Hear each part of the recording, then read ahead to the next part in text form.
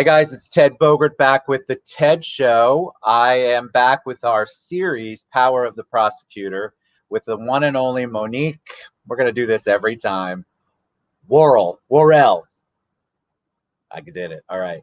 This is what happens when you have old age, Monique. You're far from it. So here we go. Very excited to talk. We had a great engaged audience last week.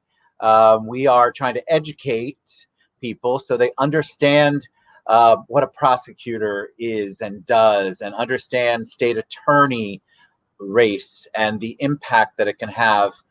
And so Monique is here to share with us and kind of educate us, because I think the first time I had you on, I had a lot of questions. I don't even know what state attorney is, Ted. I don't know what it does. I don't know what it means. Why is it important? And I think it's so important. So welcome back. Thank you. Thank you so much. It's so good to be here.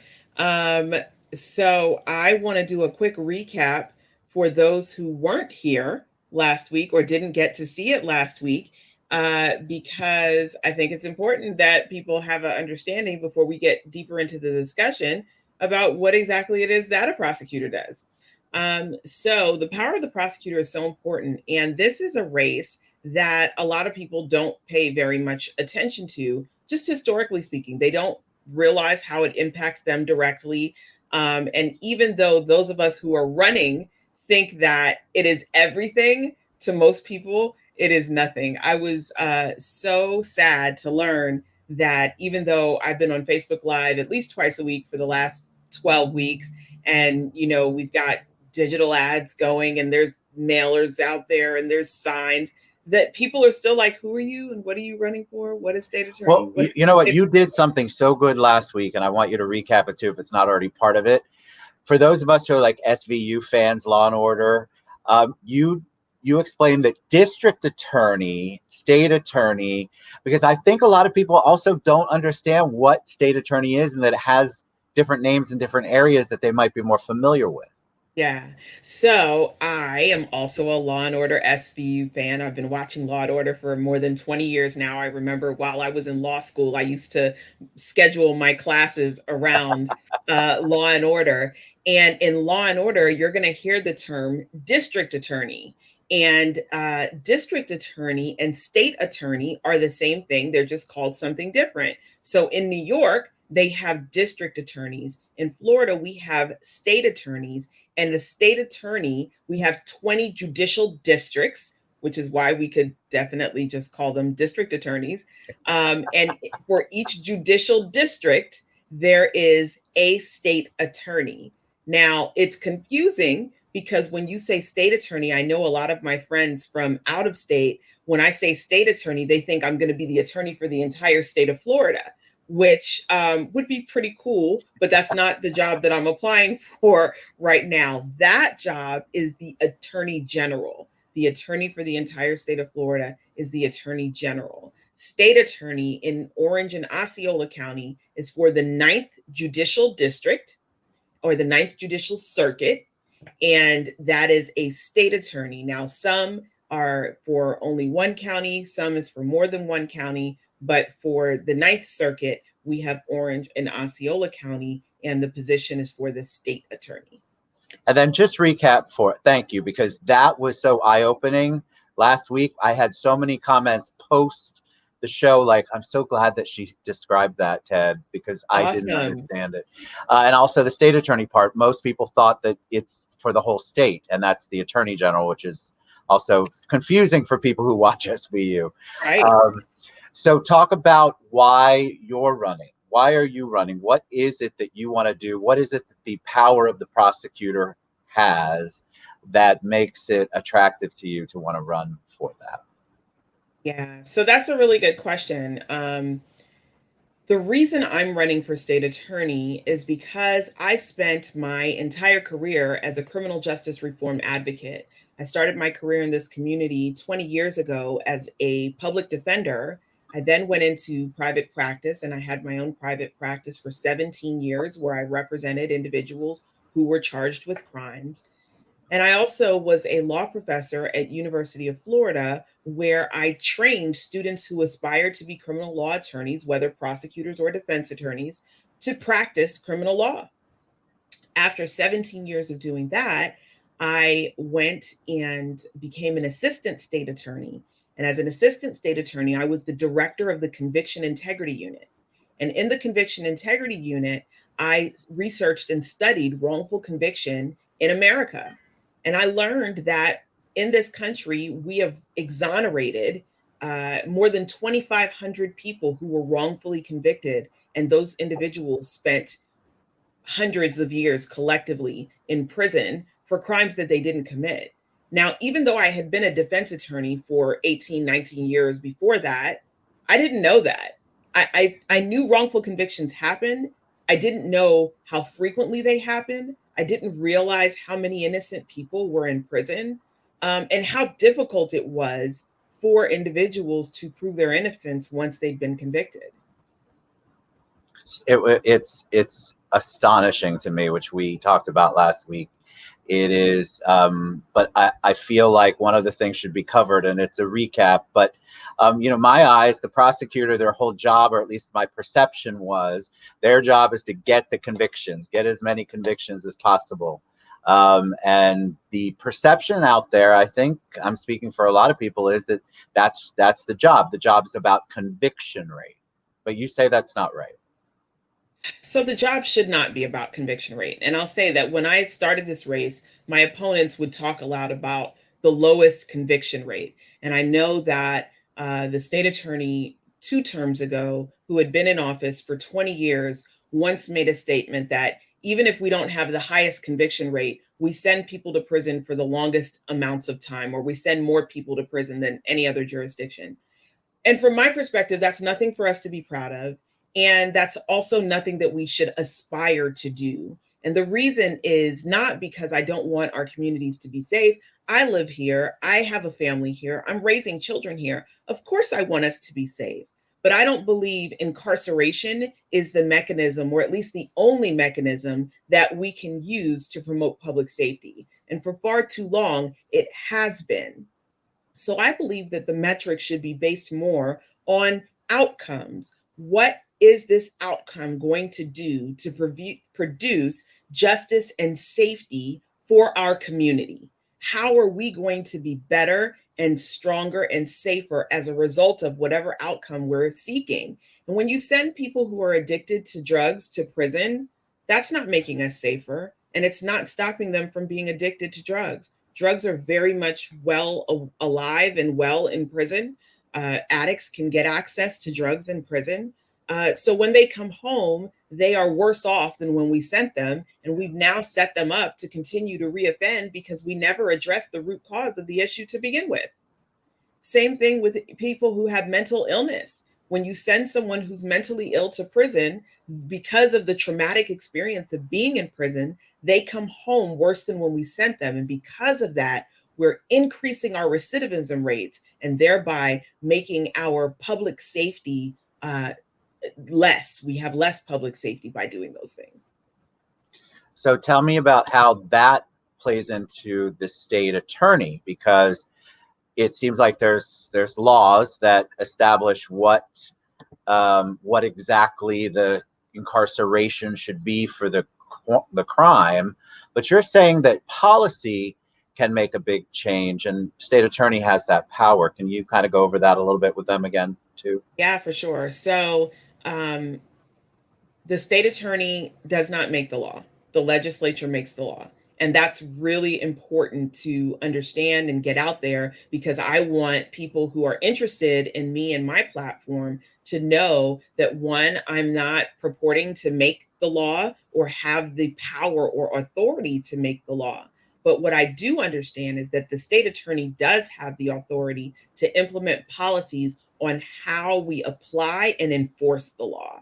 And in that policy making position, then the state attorney can decrease mass incarceration, can increase access to resources for individuals who are offending, thereby building stronger and safer communities. And those are the things that I will be doing when I'm elected state attorney. All right, so this week thank you for recapping. I think every week we should recap. It's just, that information you just shared, I think it educates people each time and becomes clearer, and they understand the importance of the state attorney position. So what are we talking about this week specifically when it comes to the power of the police, of the prosecutor? Well, Freudian slip there, because we're going to talk about the law enforcement relationship with the prosecutor. Yes. Um, and last week I started talking about the ABA guidelines that are aspirational guidelines for attorneys throughout the country. The ABA is the American Bar Association. They are not a governing authority, but they are a voluntary bar association, and they set the standards for what individuals who are in the practice of law should do. And they have a list of standards that they have set for the prosecutor. And last week we talked about many of those instances as far as the power of the prosecutor and the roles and responsibility of the prosecutor is concerned. And today I want to pick up with what they have highlighted for the role of the prosecutor as it relates to relationships with law enforcement officers. Okay, great. So one of the things that's important is that right now everyone, is talking about, the police and holding police accountable, and, whether or not you support the police, and are the two mutually exclusive of each other. So I thought it was really important for us to talk about this, because I think that there are a lot of people who kind of feel like, well, I can't say hold the police accountable, because if I do, then it's going to look like I'm not supporting police. And then others are like, well, I can't say I'm supporting the police, because if I do, then it's going to look like I don't want to hold police accountable. And what I want to say is you can do both. You can do both. And I want people to feel comfortable understanding that you can do both, because anti-police brutality does not mean anti-police. Correct. So the ABA standards have prescribed the relationship that the prosecutor should have with law enforcement. And the first thing that it says, and for those people who want to see it for themselves, you can look up the ABA standard 3-3.2, relationships with law enforcement. And under section A, it says the prosecutor should maintain respectful yet independent judgment when interacting with law enforcement personnel.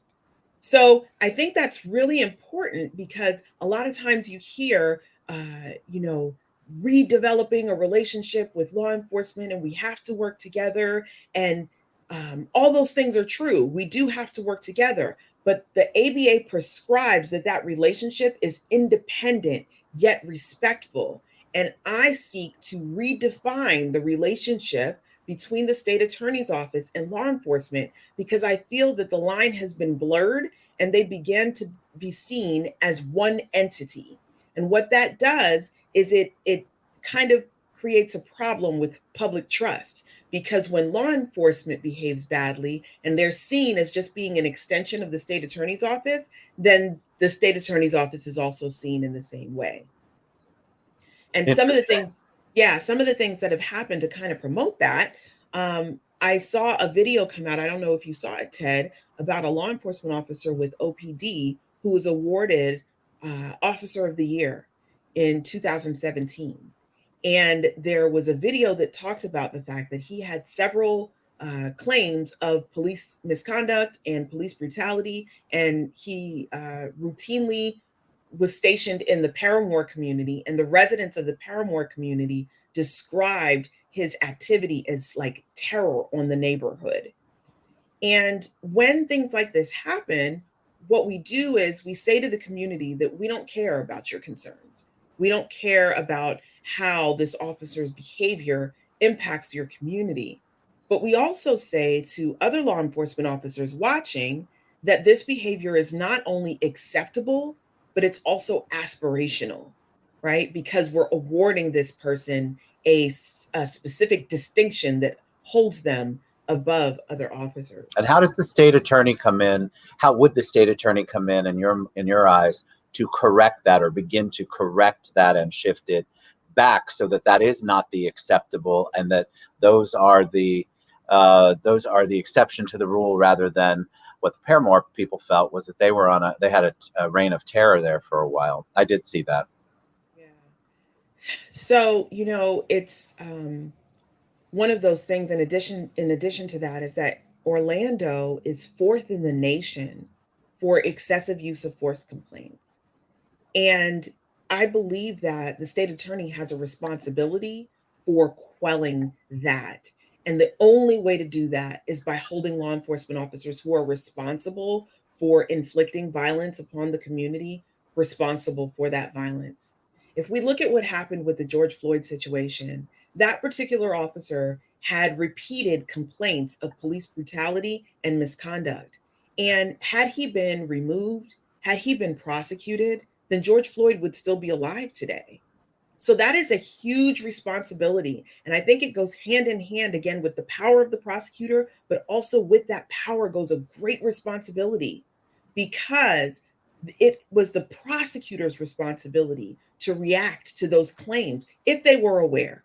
And currently, the way our situation is set up, the state attorney's office doesn't have a mechanism with which to be aware of complaints of police misconduct or violence on the community. When I was an assistant state attorney and the director of the Conviction Integrity Unit, I proposed to set up a unit that would directly take uh, complaints from the community with regard to police misconduct or police brutality that the state attorney's office could independently review and make a determination on. And I believe that that will make the state attorney's office more capable of holding law enforcement officers who have repeated instances of misconduct or brutality responsible before they get to the point where they can commit a murder on Well, our I mean, citizens. isn't that what it's all supposed to be about? The communication for sure has to be there and has to be established, and there should be some sort of format in place. So what you're describing, that would be awesome. There's got to be a checks and balances.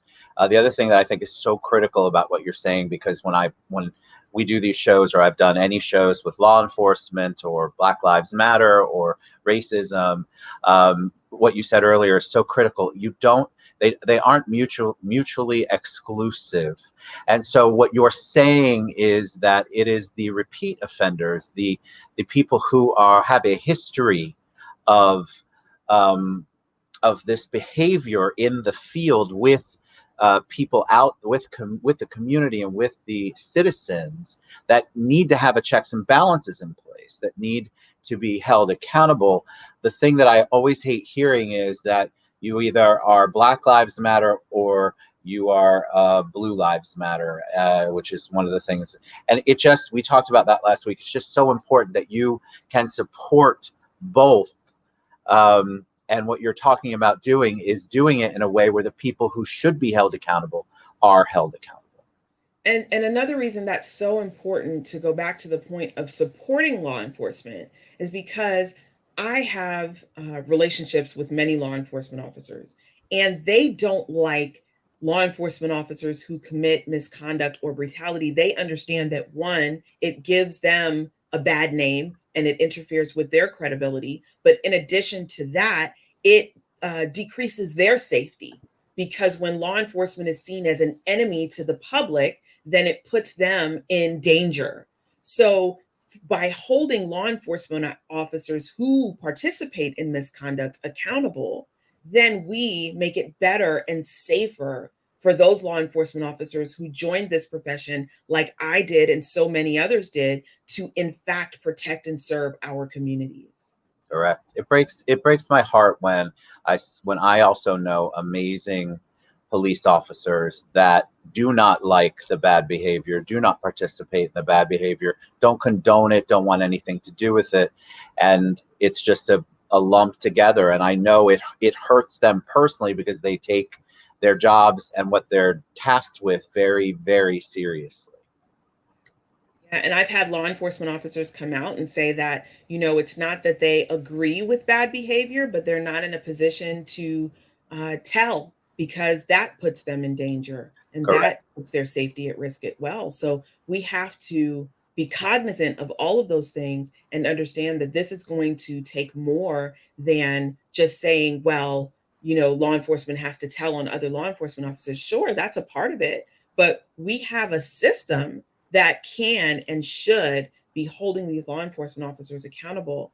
And, in my race, some of my opponents have been endorsed by police unions. And what's really important to understand about police unions is that police unions vehemently defend even law enforcement officers who engage in blatant misconduct.